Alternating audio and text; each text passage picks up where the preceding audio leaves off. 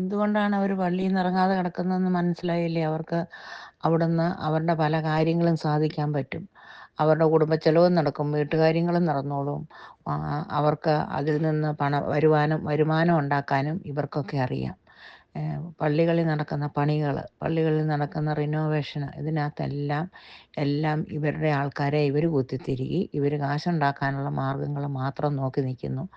അതുകൊണ്ടൊക്കെ തന്നെയാണ് ഇവരൊരു കാലത്തും പള്ളിയിൽ നിന്ന് മാറുകയില്ല. ഇന്നിപ്പോൾ ഈ വർഷം കൈക്കാരനാണ്, അടുത്ത വർഷം ഒരു പാരീഷ് കൗൺസിൽ മെമ്പറാണ്. അതിൻ്റെ പിന്നത്തെ വർഷം അടുത്ത മെമ്പർ എന്തായാലും ആയിക്കോളും.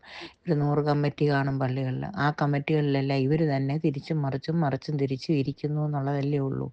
ഇന്ന് പ്രസിഡൻ്റാണ്, നാളെ സെക്രട്ടറി, നാളെ അത് കഴിയുമ്പം ട്രഷറർ ആകും, അത് കഴിയുമ്പോൾ ഇങ്ങനെ മാറി മാറി ഇവർ പള്ളിയിലെ കൊള്ളയടിക്കുന്നു. പുതിയ ചെറുപ്പക്കാരായിട്ടുള്ള ആൾക്കാർ മുന്നേക്ക് വരണം. അങ്ങനെ വന്നു കഴിഞ്ഞാലേ മാത്രമേ ഈ പഴയ താപ്പാനകളെയൊക്കെ മര്യാദയ്ക്ക് നിർത്താനും അവരെ നല്ല കാര്യങ്ങൾ ജനങ്ങൾക്ക് വേണ്ടി ചെയ്യാൻ പുതിയ ഐഡിയയുള്ള ചെറുപ്പക്കാരെയാണ് കൊണ്ടുവരേണ്ടത്.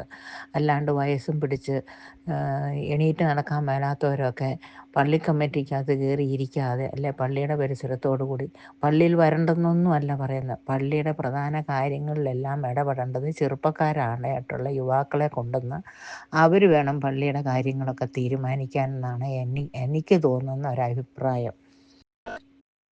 അങ്ങനെയാണെങ്കിൽ പള്ളിയിൽ നടക്കുന്ന പല അഴിമതികളും പുറത്തു വരും.